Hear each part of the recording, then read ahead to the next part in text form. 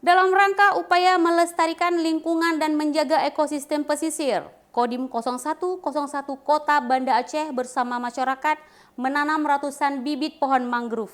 Berikut liputannya.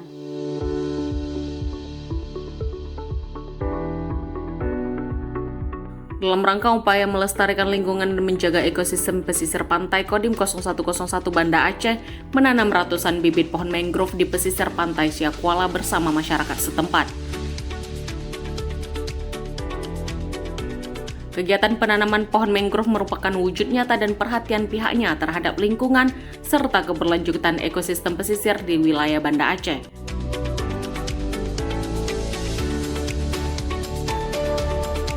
Kasdim 0101 Banda Aceh, Letkol ARH Sugihantoro menyebutkan, kegiatan penanaman bibit mangrove di pesisir pantai ini diharapkan dapat meningkatkan kesadaran masyarakat dalam menjaga ekosistem pesisir dan lingkungan.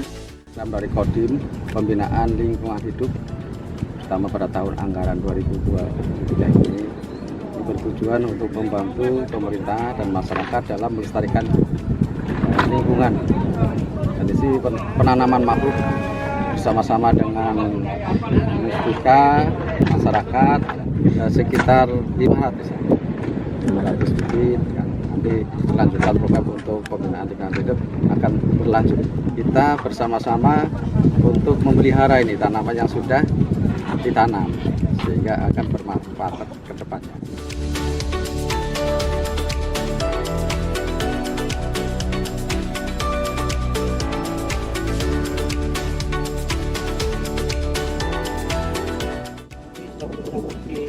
Di wilayah Kecamatan Siakuala ini memberikan apresiasi yang setinggi-tingginya kepada pihak dan Kodim 0101 Kota Banda Aceh atas inisiasi penanaman mangrove ini, di mana nantinya kita harapkan kelestariannya akan sama-sama kita jaga untuk depan, di mana melihat juga bahwa lingkungan Gampong sekitar ini sangat rentan saat ini dengan adanya gelombang laut yang memang tidak dapat kita prediksikan. Sementara itu, Camat Siakuala juga berharap dengan semangat kebersamaan ini, semoga pohon mangrove yang ditanam akan tumbuh subur dan bermanfaat bagi lingkungan serta kualitas hidup masyarakat.